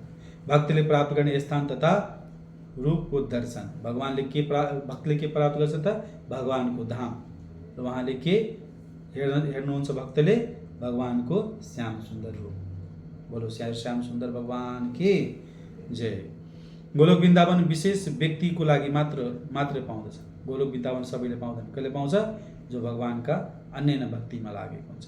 सबै थोक त्यागेर, सबै कुरा त्यागेर केवल भगवानको अनासक्त से विषयान, अरू विषयहरू त्यागेर यथारम उपयुक्त, ऊ आफूलाई चाहिँ भगवानको स्मृति लागू गर्छ। अब भगवानको नाम प्रचार, भगवानको क्रिया, भगवत धाम जाने र भगवत भक्तहरूसँग सेवा गर्छ, उनले चाहिँ मात्र पाउँदछ। भगवानको शब्दमा विश्वस्त हुन अति नै आवश्यक छ। भगवानको हर शब्दमा चाहिँ हामीले विश्वास गर्नुपर्छ। हामीले कहिले पनि भगवानको शब्दमा चाहिँ अविश्वास गर्नु, अविश्वास गरेपछि हामी के हुन्छ त आसुरी प्रवृत्तिमा जान्छौँ। अर्को कुरा हाम्रो मनोवृत्तिलाई अर्जुनकै जस्तो बनाउनु पर्दछ। हाम्रो जुन मानसपटलमा कुरा छ र मानसपटलमा जुन सोचिरहेको छ त्यो मनोवृत्तिलाई हामीले कहाँ लगाउनुपर्छ त, त्यो चाहिँ अर्जुनकै मनस्थितिमा लगाउनुपर्छ। अनि मात्रै हामी भगवानको विषयको बारेमा र भगवानको बारेमा बुझ्न सक्दछौँ। हरे कृष्ण कृष्ण कृष्ण हरे हरे, हरे राम राम राम हरे हरे। अगाडि श्रील प्रभुपादले 55, 56, 57मा यो अनुच्छेद 3 अनुच्छेदमा श्रीमद् भगवद गीताको 8औं अध्यायको 6औं श्लोकको उदाहरणद्वारा मृत्युको स्थितिको वर्णन गर्नुहुन्छ। मृत्युको स्थिति के हुन्छ त्यसको वर्णन गर्नुहुन्छ। हामीले त्यसलाई हेर्छौँ। भगवद गीता 8:6मा मृत्युकालमा भगवानको चिन्तनद्वारा आध्यात्मिक जगतमा प्रवेश गर्न सकिने सामान्य नियमहरूको व्याख्या गरिएको छ, जुन यस प्रकारको छ। यम यम वाप्य स्मरण भावम त्यजन्ते कलेवरम तम तमेवेति कौन्तेय सदा तद्भाव भाविता। अर्थात् आफ्नो शरीर त्याग्ने समयमा मानिसले जुन भावको स्मरण गरेको हुन्छ अर्को जन्ममा निश्चय नै उसले त्यस्तै योनि प्राप्त गर्दछ। अब हामीले सर्वप्रथम यो भौतिक प्रकृति पनि परमेश्वरकै कुनै एउटा शक्तिको प्रदर्शन मात्र हो भन्ने बुझ्न पर्दछ। विष्णु पुराण 6औं खण्ड 7औं अध्याय 16औं श्लोकमा भगवानका समग्र शक्तिहरूको वर्णन यसरी गरिएको छ। के भन्नुहुन्छ? विष्णु शक्ति परा प्रोक्ता क्षेत्रज्ञाख्या तथा परा अविद्या कर्म संज्ञान तृतीय शक्ति रस्यति। यसलाई चाहिँ 56औं अनुच्छेद मान्न सक्नुहुन्छ। परमेश्वरका शक्तिहरू विभिन्न किसिमका र असंख्य छन्। ती हाम्रा बुद्धिभन्दा पर छन्। ठुला ठुला विद्वान मुनिहरू तथा मुक्त आत्माले यी शक्तिहरूको अध्ययन गरेर उक्त शक्तिलाई 3 विभागमा विभाजन गरेका छन्। ती सबै शक्तिहरू विष्णु शक्ति हुन्, अर्थात् ती भगवान विष्णुकै विभिन्न शक्तिहरू हुन्। पहिलो शक्तिलाई परा या आध्यात्मिक शक्ति भन्दछन्। जीवहरू पनि पराशक्ति नै हुन्, जसको व्याख्या अगाडि नै गरिसकिएको छ। अरू शक्तिहरू अर्थात् भौतिक शक्तिहरू भने तामसी शक्ति हुन्। मृत्युकालमा हामी कि यही अपरा शक्ति रूपी संसारमा रहन्छौँ कि आध्यात्मिक जगतको पराशक्तिमा स्थानान्तरित हुन पुग्दछौँ। भगवद गीतामा भनिएको छ, यम यम वापि स्मरण भावम त्यजन्ते कलेवरम तम तमेवेति कौन्तेय तदा सदा तद्भावं भाविता। अर्थात् जीवनको अन्त्यमा जे जस्तो भावको स्मरण गर्दै मानिसले शरीर त्याग्दछ, आगामी जन्ममा उसले ठिक त्यही अनुसारको शरीर उसले प्राप्त गर्दछ। यहाँनिर श्री प्रभुपादले बडा राम्रोसँग यो 2-3 अनुच्छेदमा सम्झाउनु भयो र मूलभूत रूपमा के सम्झाउनुहुन्छ भने भगवद गीताको 8औं अध्यायको 6औं श्लोकको उदाहरणद्वारा मृत्युको स्थितिको चर्चा गर्नुहुन्छ। त्यसमा मृत्युकालमा भगवानको चिन्तनद्वारा आध्यात्मिक जगतको प्रवेश अथवा आध्यात्मिक जगतमा प्रवेश पाउँछौँ। त्यसमा चाहिँ 8औं अध्यायको 6औं श्लोकको तात्पर्य हो। 55औं अनुच्छेदमा 56औं अनुच्छेदमा भगवानको जुन 3वटा शक्ति छ त्यसको चर्चा गर्नुपर्छ, जुन विष्णु पुराणको 6औं खण्डको 7औं अध्यायको 16औं श्लोकमा वर्णन गरेको छ। भगवानको समग्र शक्तिको वर्णन गरिएको संक्षिप्त वर्णन शक्ति तथा कार्यको वर्णन चाहिँ श्री प्रभुपादले चाहिँ खुलासा गर्नुहुन्छ। त्यहाँ भगवानको कुन शक्ति छ त? आह्लादनी शक्ति, अन्तरङ्गा शक्ति त्यसलाई भनिन्छ, बहिरङ्गा शक्ति जसलाई चाहिँ हामी यो भौतिक शक्ति पनि भन्छौँ, र तटस्थ शक्ति जुन हामी जीव शक्ति। यसको चर्चा त्यहाँ गर्नु।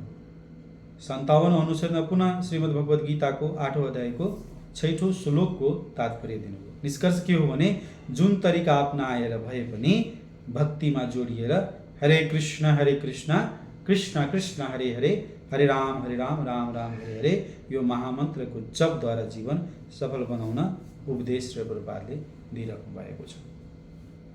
हरे कृष्ण। के हामी अगाडि चर्चा गर्छौँ अझै? अब श्री प्रभुपादले फेरि भन्दै हुनुहुन्छ, एकैछिन हामी फेरि चर्चा गर्छौँ।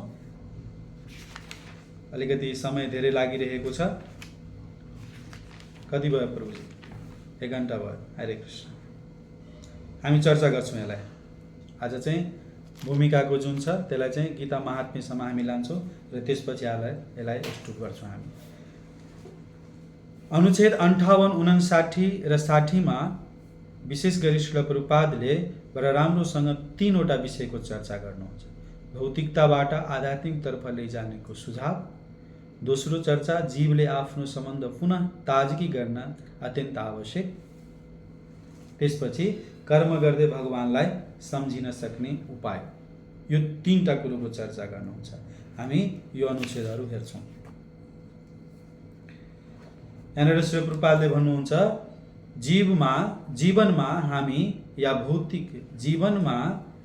या भौतिक शक्तिका बारेमा या आध्यात्मिक शक्तिका बारेमा विचार गर्ने बानी पारिसकेका छौँ। हामीले आफ्ना विचारहरूलाई कसरी भौतिक शक्तिबाट आध्यात्मिक शक्तितर्फ ल्याउन सक्दछौँ। पत्र पत्रिका तथा उपन्यास आदि कयौँ यस्ता साहित्यिकहरू छन् जसले हाम्रा विचारलाई भौतिक शक्तिद्वारा भरिदिन्छ। अब हामीले यस प्रकारका साहित्यमा तल्लीन आफ्ना चिन्तनहरूलाई वैदिक साहित्यतिर मोड्नु पर्दछ। ठुला ठुला ऋषिमुनिहरूले अनेक वैदिक साहित्यहरू तथा पुराणहरूको रचना गरेका छन्। यी पुराणहरू काल्पनिक होइन, बरु ऐतिहासिक अभिलेख हुन्। चैतन्य चरित्रामृत मध्य लीला 20 अध्याय 122 श्लोकमा भनिएको छ। के भन्नुभयो? मायामुग्ध जीवेर नाही स्वतः कृष्ण ज्ञान, जीवेर कृपाय कैले कृष्ण वेद पुराण। अर्थात् विस्मरणशील जीव अर्थात् बद्ध जीवहरूले परमेश्वरसँग रहेको आफ्नो सम्बन्धलाई भुलेका छन् र भौतिक क्रियाकलापकै चिन्तन मननमा मग्न भएका छन्। यिनीहरूले चिन्तन शक्तिलाई आध्यात्मिक आकाशतर्फ प्रवाहित गर्नकै लागि कृष्ण द्वैपायन व्यासले प्रचुर मात्रामा वैदिक साहित्यको रचना गर्नुभयो। सर्वप्रथम उहाँले वेदलाई 4 भागमा विभक्त गर्नुभयो र त्यसको व्याख्या गरेर पुराणहरूको रचना गर्नुभयो। अनि अल्पज्ञहरूका लागि उहाँले महाभारत ग्रन्थ लेख्नुभयो। महाभारतमा नै भगवद् गीता समावेश गरिएको छ। त्यसपछि उहाँले समग्र वैदिक साहित्यको सार स्वरूप वेदान्त सूत्रको प्रतिपादन गर्नुभयो। अनि भावी पुस्ताको प्रदर्शनका लागि वेदान्त सूत्रकै सरल भाष्यका रूपमा श्रीमद् भागवत ग्रन्थको रचना गर्नुभयो। हामीहरूले पनि सधैँ यिनै वैदिक ग्रन्थहरूको अध्ययनमा आफ्नो चित्त लगाउनु पर्दछ। जसरी भौतिकवादी मानिसहरू विभिन्न प्रकारका समाचार पत्र पत्रिकाहरू एवं अन्य सांसारिक साहित्यहरूको अध्ययनमा ध्यान दिन्छन्, त्यसरी नै हामीले पनि वेदव्यासका रचित साहित्यिकहरूको अध्ययनमा ध्यान लगाउनु पर्दछ। यसो गर्यो भने मात्र हामीले मृत्युको समयमा परमेश्वरको स्मरण गर्न सक्नेछौँ। यो नै भगवानद्वारा प्रदान गरिएको एक मात्र उपाय हो र उहाँले यसको प्रतिफल प्रत्याभूति पनि दिएको छन्। यसमा कुनै सन्देह छैन। फेरि श्रील प्रभुपादले अगाडि भन्नुहुन्छ 8औं अध्यायको 7औं श्लोकको उदाहरण दिनुहुन्छ। तस्मात् सर्वेषु कालेषु माम स्मरणं युद्धच मयि अर्पित मनोबुद्ध्योर वैश्यस्य संशय। अर्थात् त्यसै कारण हे अर्जुन, तिमी सधैँ यही कृष्ण रूपमा मेरो चिन्तन गरिराख र युद्धरूपी आफ्नो निर्धारित कर्मलाई अघि बढाऊ। तिम्रो सबै कर्महरू मलाई अर्पण गर र आफ्नो मन र बुद्धि पनि सदैव ममा स्थिर गर। यसो गरेमा तिमीले निश्चय नै मलाई प्राप्त गर्नेछौ। हरे कृष्ण। अगाडि श्री प्रभुपादले फेरि भन्नुहुन्छ, यसमा विशेष गरी भौतिकताबाट आध्यात्मिकतिर जाने जुन 3वटा विषय मैले सुरुमा बताएको थिएँ, यसमा चाहिँ पहिलो अनुच्छेदमा चाहिँ हाम्रो विचारलाई आध्यात्मिकतातर्फ लैजाने पौराणिक इतिहासहरू अध्ययन गर्न अनिवार्य छ। हाम्रो जुन जीवनचर्या छ यसलाई चाहिँ परिवर्तन गर्नुपर्छ। परिवर्तन भनेको थोरै अलिकति नयाँतिर ढाल्नुपर्छ। हामीले जुन पत्र पत्रिका ऐतिहासिक कुराहरू उपन्यासहरू पढ्ने चाहिँ त्यसलाई चाहिँ भगवद् गीता भागवतम र यस्तै साहित्यिकहरूमा चाहिँ पढ्ने लगायो भने हाम्रो जीवन पनि उन्मुक्ततिर अथवा भगवत धामतिर जाने र आफ्नो यो कल्मसलाई शुद्धिकरण गर्ने प्रक्रियातिर जान्छ। अर्कोमा चैतन्य चरित्र अमृत मध्य लीला 20 अध्याय 122 श्लोक उदाहरण दिएर श्रील प्रभुपादले बडा राम्रोसँग यसमा सम्झाउनुहुन्छ। यसबाट चाहिँ 3-4 वटा टिपिक्स कुराहरू छ, यसलाई चाहिँ उदाहरणको रूपमा म प्रस्तुत गर्नेछु। यो जीवले आफ्नो सम्बन्ध पुनः ताजगी गर्नलाई अत्यन्त आवश्यक छ। यसको चर्चाको लागि चाहिँ उहाँले के भन्नुभयो, मायामुग्ध जीवेर नाही स्वतः कृष्ण ज्ञान। मायामुग्ध जीव छ तिनीहरूसँग स्वतः कृष्ण ज्ञान हुँदैन। उसलाई कसरी हुन्छ त, जीवेर कृपया कहिले कृष्ण वेद पुराण। कृष्णले वेद पुराण गर्नु कसको रूपमा त, वेदव्यासजीको रूपमा आयो। यो कुरोको चर्चा। श्री वेदव्यासजीले साहित्यिक रचना गर्नुभएको कारण के हो भने हामीलाई चाहिँ सरल तरिकाले हामी पढ्न पाऊँ, बुझ्न पाऊँ। उहाँले के रचना गर्नुभयो, महाभारत, वेदान्त, श्रीमद् भागवत तथा अन्य शास्त्रहरूको स्थानको स्थिति गर्नुभयो, रचनाको स्थिति गर्नुभयो। उहाँले अनेक रचनाहरू गर्नुभयो। त्यो रचनाहरू जस्तै 4 पुराण, 18 पुराण, के अरे 4 वेद, 18 पुराण, हैन, 108 उपनिषद, उपनिषद, वेदान्त सूत्रहरू, यस्ता धेरै जस्तै महाकाव्यको रूपमा रामायण, महाभारत, यस्तो चिजहरूको रचना गर्नुभयो। त्यो अध्ययन गर्ने बानी हामीले बसाल्नुपर्छ। अर्को कुरो, भौतिकवादीको अध्ययन र आध्यात्मिकवादीको अध्ययन फरक छ। भौतिकवादीले के अध्ययन गर्छ, पत्र पत्रिका, उपन्यास, अनेक कुराहरू। आध्यात्मिकवादीले के गर्छ, श्रीमद् भगवत गीता, भागवतम र आचार्यहरूद्वारा लेखिएको पत्र पत्रिका। अर्को कुरा, परमेश्वरलाई स्मरण गर्ने उपाय। महत्त्वपूर्ण कुरा यहाँनिर के दिएको छ, 8औं श्लोकको चर्चा गरिएको छ। यहाँ 8औं अध्यायको 7औं श्लोक, तस्मात् सर्वेषु कालेषु। तस्मात् भनेको सर्वेषु कालेषु, सर्वेषु काल, सदैव मामु स्मरण युद्ध छ। तिमी युद्ध पनि गर, मलाई पनि स्मरण। मै अर्पित मनोर बुद्धि, मै वैश्यस्य संशय। के भन्नुभयो, यसै कारण हे अर्जुन, तिमी सधैँ यही कृष्ण रूपमा मेरो चिन्तन गरिराख र युद्धरूपी आफ्नो निर्धारित कर्मलाई अघि बढाऊ। तिम्रा सबै कर्महरू मलाई अर्पण गर र आफ्नो मन बुद्धि पनि सधैँ ममा स्थिर गर। यसो गरेमा तिमी निश्चय नै मलाई प्राप्त गर्नेछौ। मलाई प्राप्त गर्ने तरिका भगवान स्वयंले यहाँ बताउँदै हुनुहुन्छ। निष्कर्ष के हो भने यो 3-4 अनुच्छेदको भौतिक साहित्य पढेर आफ्नो चेतना कलुषित पार्नुभन्दा आध्यात्मिक साहित्य अध्ययन गरेर जीवन सफल बनाऊ, यो उद्देश्य हो। अब हामी अन्तिम आइरहेका छौँ, केही चर्चा गर्छौँ अझै हामीले, र त्यसपछि हामी यसलाई रोक्छौँ। अनुच्छेद 61 मा श्री प्रभुपादले फेरि के भन्नुहुन्छ, काम र नाम सधैँ गरिरहन विशेष उपाय, यानी कि काम करते रहो, नाम जपते रहो भन्छ नि, त्यसको चर्चा श्री प्रभुपादले यहाँ 61औं अनुच्छेदमा गर्नुहुन्छ। के भन्नुहुन्छ, भगवानले अर्जुनलाई आफ्नो पेशा नै परित्याग गरेर केवल मलाई मात्र सम्झिराख भन्नुभएको होइन। ध्यान दिनुहोस्, भगवानले कहिले पनि कुनै अव्यावहारिक काम गर्ने सल्लाह दिनुहुन्न। यस जगतमा आफ्नो शरीरको पालन पोषण गर्न पनि मानिसले काम गर्नै पर्दछ। कर्मानुसार मानव समाज 4 वर्ण तथा 4 वर्गमा विभाजित छन्, ब्राह्मण, क्षत्रिय, वैश्य र शूद्र। ब्राह्मण अर्थात् बुद्धिजीवी वर्गले एक प्रकारको कर्म गर्दछ भने क्षत्रिय अर्थात् प्रशासक वर्गका मानिसले अर्कै प्रकारको कर्म गर्दछन्। त्यसै गरी व्यापारी वर्ग र श्रमजीवी वर्गले पनि आफ्नो आफ्नो निर्धारित कर्म गर्दछन्। मानव समाजमा कुनै श्रमिक होस्, व्यापारी होस्, प्रशासक होस् या किसान होस्, या सर्वोच्च वर्णको साहित्यकार, वैज्ञानिक वा धर्मशास्त्रवेत्ता नै किन नहोस्, उसले पनि आफ्नो जीवन यापनका लागि कर्म गर्नै पर्दछ। तसर्थ भगवानले अर्जुनलाई आफ्नो कर्मको त्याग गर्ने होइन, बरु आफ्नो कर्म पनि गरिराख्ने र साथसाथै कृष्णको नाम पनि लिइराख्ने माम अनुस्मरणम सल्लाह दिनुभएको छ। यदि जीवनमा सङ्घर्ष पनि गर्दै रहने र साथै भगवान कृष्णको नाम पनि स्मरण गर्दै रहने अभ्यास नगर्ने हो भने मृत्युकालमा कृष्णको नाम स्मरण गर्न सम्भव हुँदैन। भगवान श्री चैतन्य महाप्रभुले पनि यस्तै उपदेश दिनुभएको छ। उहाँ भन्नुहुन्छ, कीर्तनिया सदा हरि, अर्थात् मानिसले सधैँ भगवान हरिको नाम उच्चारण गर्ने अभ्यास गरिरहोस्। भगवान र उहाँको नाममा कुनै भिन्नता छैन। अतः अर्जुनलाई भगवानले मलाई स्मरण गरिराख भन्ने शिक्षा दिनु र भगवान चैतन्य महाप्रभुले भगवान कृष्णको नाम निरन्तर कीर्तन गर भनेर दिनुभएको उपदेश एउटै हो। यसमा कुनै अन्तर छैन, किनभने कृष्ण तथा कृष्णको नाममा कुनै फरक छैन। परम सत्यको स्तरमा नाम र नामधारी बीच कुनै भिन्नता हुँदैन। त्यसै कारण हामीले 24 घण्टा भगवान नामको कीर्तन गरेर कृष्णको स्मरण गर्ने अभ्यासमा लागिराख्नु पर्दछ। यसरी हामीले आफूलाई सदा कृष्णको स्मरण गरिरहन सक्ने बनाउनु पर्दछ। फेरि श्रील प्रभुपादले यसलाई अगाडि जोड्नुहुन्छ, यसैमा 62औं अनुच्छेद पनि जोड्नुहुन्छ। त्यसलाई पनि पढ्छौँ र त्यसपछि अलिकति के हामी चर्चा गर्छौँ। यसलाई त्यही कुरालाई जोड्नुहुन्छ। बडा राम्रो कुरा श्रील प्रभुपादले र बडा उत्तम कुराको उदाहरण पनि दिइराख्नु भएको छ। यसो गर्न कसरी सम्भव छ? श्रील प्रभुपादले भन्नुहुन्छ यसो गर्न कसरी सम्भव छ, यो विषयमा आचार्यहरूले यस्तो उदाहरण दिनुभएको छ।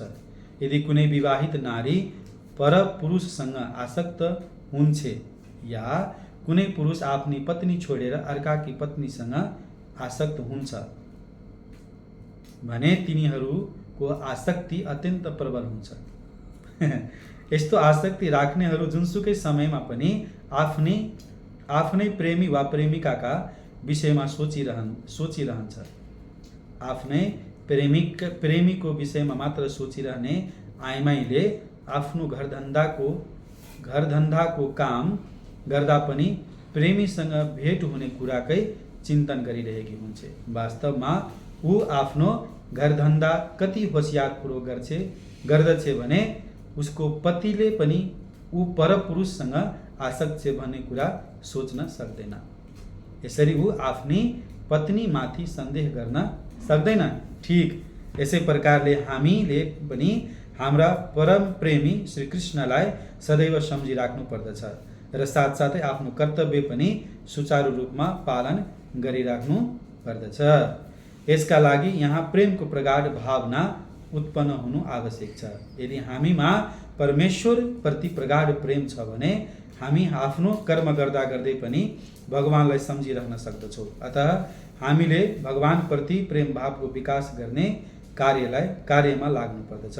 उदाहरणार्थ अर्जुनले सधैँ कृष्णकै चिन्तन गरिरहन्थे। उनी कृष्णका अभिन्न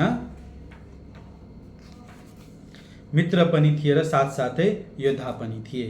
कृष्णले अर्जुनलाई युद्ध गर्न छोडेर जङ्गलमा ध्यान गर्ने सल्लाह कहिले दिनु भएन। बरु भगवान कृष्णले योग पद्धतिका बारेमा उपदेश दिँदा अर्जुन उक्त योग पद्धतिको अभ्यास गर्नु आफूलाई सम्भव नहुने कुरा बताए।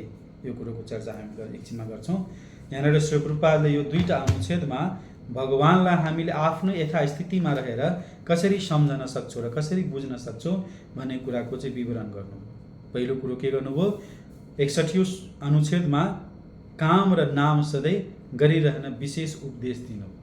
काम करते रहो, नाम जपते रहो। यसमा चाहिँ श्री प्रभुपादले मूलभूत रूपमा 5वटा कुराको चर्चा गर्नुभएको छ यो 61औं अनुच्छेदमा। पहिलो कुरो कर्मको अपरिहार्यताको चर्चा गर्नु। हामी कर्म गर्न जहिले पनि गर्नै पर्छ। त्यो हामी आफ्नो इन्द्रिय तृप्तिको लागि होस्, भगवानको इन्द्रिय तृप्तिको लागि होस् अथवा वैष्णव सेवा कुनै पनि कार्य हामीले यो धराधाममा रहेर कर्म गर्ने पर्छ। तर फरक के छ?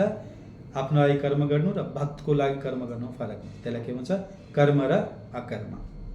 अगाडि श्री प्रभुपादले श्रीमद् भगवत गीताको 4औं अध्यायको 13औं श्लोक उदाहरण र चर्चा गर्नुभएको छ। त्यहाँनिर के भन्नुहुन्छ? चतुर्वर्णमया सृष्टम गुण कर्म विभागस्य। जस्तै 4 वर्ण र 4 आश्रम छ। त्यो के छ? जात र परिवारबाट आउँदैन। जस्तै तपाईँको नामको उपाधि पछाडिको नाम जे छ तपाईँलाई त्यो बाहुन होस्, क्षेत्रीय होस्, वैश्य होस् त्यसमा लागु हुँदैन। तपाईँले त्यो किसिमको कर्म गर्नुपर्छ। त्यो किसिमको गुण विकास गरेपछि त्यो जन्म र कर्मको सार्थकता हुन्छ। ब्राह्मण, क्षत्रिय, वैश्य र शूद्रको कार्य व्यवहारको उदाहरण श्री प्रभुपादले त्यहाँ ब्राह्मणलाई बुद्धिजीवी वर्ग, क्षत्रियलाई चाहिँ प्रशासक वर्ग, वैश्यलाई चाहिँ तपाईँको हिजो आज बिजनेस व्यवसाय गर्ने र शूद्रको कार्यको बारेमा पनि शूद्र कार्य के हो? सेवा गर्ने। अहिलेको विशेष व्यक्ति जति पनि व्यक्तिहरू सबै के छ त? शूद्र नै छ। चाहे तपाईँ कुनै अफिसको ठुलो हाकिम हुनुहोस्, चाहे तपाईँ कुनै अफिसको सानो एउटा पिउन हुनुहोस्, सबै कसैको न कसैको काम गरिरहेको छ। सोही कारणले हामी दास बन्नु छ भने कसको दास? स्वयं भगवानको दास बन्ने प्रयत्न गर्नुपर्दछ। अर्को कुरो कामसँगै भगवानको नाम लिने विधिको चर्चा भगवान श्री कृष्णले स्वयं बताउनु भएको छ। यो 8औं अध्यायको 7औं श्लोकमा भन्नुहुन्छ र श्रीमन् महाप्रभुले यसलाई अझ जोड्नुहुन्छ आफ्नो शिष्टाष्टकमको 3रो श्लोकमा यसै प्रकारको ज्ञान दिनुहुन्छ। के भन्नुहुन्छ तेस्रो श्लोकमा, तृणादपि सुनिचेन तरोरपि सहिष्णुना अमानी न मान देन कीर्तनीय सदा हरि। तपाईँ तीर्णको जस्तो सहिष्णु हुनुपर्छ, वृक्षको जस्तो चाहिँ सहिष्णु हुनुपर्छ। तीर्णादपि सुनिचेन, तीर्णको जस्तो तपाईँको लचकता हुनु पर्यो। तीर्णलाई तपाईँले टेक्नु भने तीर्णले कहिले पनि जवाब दिनु। वृक्षको जस्तो चाहिँ सहिष्णु हुनुपर्छ। वृक्षलाई काट्छ, फलफुल लिन्छ, तर पनि वृक्ष कहिले पनि भन्दैन मलाई किन काटेको। अमानी न मान, तीर्णादपि सुनिचेन तरोरपि सहिष्णु, अमानी न मान्दैन। तपाईँ आफूलाई मान होइन, अरूलाई मान दिनको लागि सदैव तयार हुनुपर्छ र सदैव के भन्नुपर्छ, हरे कृष्ण कृष्ण कृष्ण हरे हरे, हरे राम राम राम हरे हरे। यो कुरोको चर्चा भन्नु। अर्को कुरा के हो, नाम र नामधारीमा कुनै अन्तर छैन। नाम नामकारी बहुधा निज सर्वशक्ति। यसको चर्चा धेरै ठाउँमा गरिएको छ। यसको चर्चा अरू कुनै बेला गरिन्छ।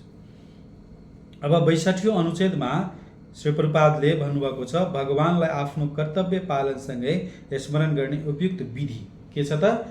त्यहाँ बडा राम्रोसँग श्री प्रभुपादले उदाहरण दिनुभएको छ। उदाहरण, एक विवाहित नारी र पुरुषको जसको कोही अरूसँग सम्बन्ध हुन्छ, त्यसको उदाहरण दिनुभएको छ श्री प्रभुपादले। त्यसलाई तपाईँहरूले 61 अनुच्छेदमा हेर्न सक्नुहुन्छ। अर्को, भगवान र अर्जुनको मित्रताको विश्लेषण गर्नुभएको छ। भगवान र अर्जुनको मित्रता के थियो त? उहाँ चाहिँ योद्धा पनि थियो र साथसाथै उहाँको मित्र पनि थियो। अब अगाडि गएर फेरि त्यही कुरा, भगवानलाई कसरी स्मरण गर्न सकिन्छ, शुद्ध भक्त के हो र योगी के हो भन्ने कुराको चर्चा श्री प्रभुपादले फेरि जोड दिइराख्नु भएको छ। अब 62 र 63 अनुच्छेदमा 63 र 64 अनुच्छेदमा अर्जुनद्वारा योग पद्धतिको अस्वीकार र भगवानद्वारा उत्कृष्ट योगीको उदाहरण दिनुभएको छ। किन योग पद्धतिको अस्वीकार गर्यो, यसको चर्चा चाहिँ 6औं अध्यायको 33औं श्लोकमा अर्जुनले भन्नुहुन्छ। योयम योगस्त्वं प्रोक्त सामेन मधुसूदन एतस्याम न पश्येति चञ्चलवात स्थितिम स्थिराम। अर्थात् हे मधुसूदन, हजुरले जुन योग पद्धतिको संक्षेपमा वर्णन गर्नुभयो त्यो मेरो लागि अव्यावहारिक तथा आश्चर्य जस्तो लागेको छ, किनभने मेरो मन अस्थिर एवं चञ्चल छ।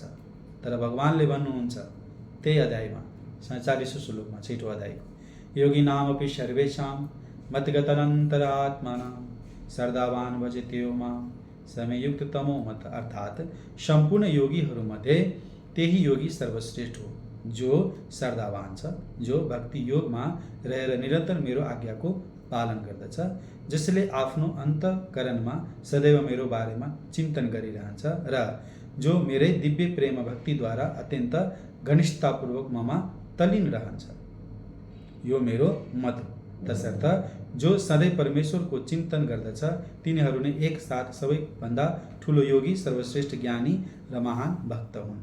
अर्जुन क्षत्रिय भएकोले उनले युद्धको त्याग गर्नु हुँदैन भन्ने भनाइ कृष्णको थियो। अतः अर्जुनले कृष्णलाई स्मरण गर्दै युद्धमा संलग्न रहे भने मात्र मृत्युकालमा उनले कृष्णको नाम स्मरण गर्न सक्नेछ। तसर्थ मृत्युकालमा भगवानको स्मरण गर्न सकियोस् भन्नका लागि नै मानिसले भगवानको दिव्य प्रेम भक्तिमा आफूलाई समर्पित गर्नुपर्दछ। श्री प्रभुपादले बडा राम्रोसँग यो 2टा अनुच्छेदमा सम्झाउनु भयो। यो 2टा अनुच्छेदमा अर्जुनले प्रश्न गर्छ, भगवानले जवाब दिनुहुन्छ। यो 6 अध्यायको 33औं र 6 अध्यायको 47औं श्लोकमा अन्तिम क्षणमा जसरी पनि भगवानको स्मरण गर्न अनिवार्य। जस्तै हामीलाई पनि कतिले भन्छन्, यो उमेर तेरो भक्ति गर्ने होइन, यो उमेर तेरो हरे कृष्ण महामन्त्र जप्ने होइन। कुन उमेर हो त? प्रहलाद महाराजले भन्नुभयो यौवनम उमेर। यौवन भनेको 5 वर्षपछि हामी भक्ति गर्न थाल्नुपर्छ। अहिले नै कतिवटा दाँत झरिसक्यो, भविष्यमा 2, 4, 10 वर्ष फेरि दाँत झर्छ। हामी राम लियो भने आम हुन सक्छ अनि हामीले शुद्धता तरिकाले भगवानको नाम जप्न सक्ने दक्षता हामीमा हुँदैन। सोही कारणले भगवानको नाम जप्नको लागि अहिलेदेखि नै अभ्यास गर्नुपर्छ। अझ जब जागा तब सवेला, जबदेखि हामी बुझ्यौँ त्यो दिनदेखि हामीले यसको सुरुवात गर्नुपर्छ। यो कुरोको चर्चा। अब 65औं अनुच्छेदमा विशेष गरी श्रीमद् भगवत गीताको रहस्यको खुलासा गर्नुभएको छ श्री प्रभुपादले। अब सानो सानो छ, 2-3 अनुच्छेद मात्रै चाहिँ हामी फटाफट पढ्छौँ। वास्तवमा हामी आफ्नो शरीरले मात्र होइन, मन र बुद्धिले पनि काम गर्दछौँ। त्यसैले यदि हाम्रो मन र बुद्धि सदैव परमेश्वरकै विचारमा मग्न रहिरहे भने इन्द्रियहरू पनि स्वाभाविक रूपले भगवानकै सेवामा लागिरहनेछ। इन्द्रियहरूको क्रियाकलाप बाहिरबाट हेर्दा समान देखिए पनि यसद्वारा मानिसको भित्री चेतनामा परिवर्तन आउँदछ। भगवद् गीताले पनि हामीलाई कसरी आफ्नो मन र बुद्धि भगवानमा लीन गराइराख्न सकिन्छ भन्ने कुरा सिकाएको छ। यस्तो तन्मयताले मानिसलाई भगवत धाम पुग्न सक्षम बनाउँदछ। मन कृष्णको सेवामा लाग्यो भने इन्द्रियहरू स्वतः उहाँकै सेवामा संलग्न हुन थाल्दछ। यो एउटा यस्तो कला हो जसद्वारा मानिस भगवान श्रीकृष्णको चिन्तनमा पूर्ण रूपले मग्न रहन सक्दछ। भगवद् गीताको रहस्य पनि यही हो। बडा राम्रोसँग श्री प्रभुपादले यसलाई भन्नुभयो। के भन्नुहुन्छ त योमा श्रीमद् भगवद् गीताको रहस्य के हो त? मनुष्य दुई प्रकारबाट कार्य गर्दछन्, शरीर र मन बुद्धिद्वारा। शरीरद्वारा र मन र बुद्धिद्वारा पनि। मन र बुद्धिलाई भगवानमा लगाउने विधिको चर्चा भगवानले आफैले पनि भन्नुहुन्छ, मनमना भव मद्भक्तो मध्याजी माम नमस्कुरु। अब 66 देखि 69 अनुच्छेदसम्म भक्ति योगको विधिको चर्चा गर्नुभएको छ। 66 अनुच्छेदमा हामी हेर्छौँ के भन्नुभयो श्री प्रभुपादले, आधुनिक मानिसले चन्द्रमासम्म पुग्नका लागि कठोर सङ्घर्ष गरेको छ, तर उसले आफ्नो आध्यात्मिक उत्थानका लागि त्यस्तो कठिन प्रयास गरेकै छैन। मानिसले आफू अझै 50 वर्ष बाँच्न सम्भावना भए पनि अहिलेदेखि आफ्नो केही समय भगवानको नाम स्मरण गर्ने अभ्यासमा लगाउनु पर्दछन्। यस्तो अभ्यास नै भक्ति योग हो, जुन यहाँ 7औं स्कन्द 5औं अध्यायको 23औं श्लोक श्रवणम कीर्तनम विष्णु स्मरणम पाद सेवनम अर्चनम वन्दनम दास्य साख्यम आत्मनिवेदनम। भक्तिका यी 9वटा विधिहरू छन्। तीमध्ये कुनै सिद्ध व्यक्तिबाट भगवद् गीताको श्रवण गर्नु सबैभन्दा सजिलो विधि हो। यो श्रवण विधिले मानिसलाई कृष्ण चिन्तनमा अग्रसर बनाउँदछन्। यसबाट जीवनको अन्त्यमा कृष्णको स्मरण गर्न सकिन्छ र फलस्वरूप शरीर छोडेपछि जीवले परमेश्वरको संगति पाउन उपयुक्त हुने आध्यात्मिक शरीर प्राप्त गर्दछ। भगवान फेरि अगाडि भन्नुहुन्छ, अभ्यासयुक्तेन चेतसा नान्यगामिना परम पुरुषम दिव्यम याति पार्थ्वनि चिन्तयन। अर्थात् हे अर्जुन, जसले यो पथबाट विचलित नभइकन आफ्नो मनलाई निरन्तर मेरै स्मरण गर्ने कार्यमा व्यस्त राख्दछ र भगवानका रूपमा मेरो ध्यान गर्दछ, त्यसले अवश्य पनि मलाई प्राप्त गर्दछ। यो 8औं अध्यायको 8औं श्लोक।